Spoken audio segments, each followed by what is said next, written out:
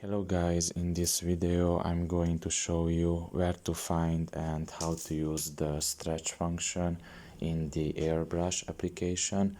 The first thing you need to do is enter the app, and once you are inside the app and you are in the home page, you should select a picture from your gallery.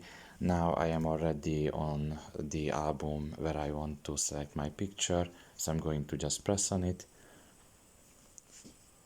And here you can see down below the third option, which is tools.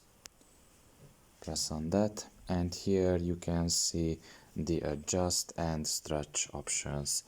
Now for this video I'm going to show you what the stretch function is like. You just press on it, and you have to select the areas, and you can stretch the picture in those areas that you have selected it.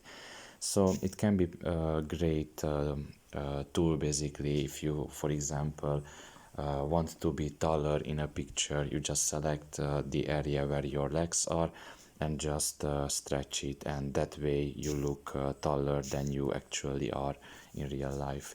So that might be a good use for it. Other than that, it's up to you how you want to use it. It's up to your preferences.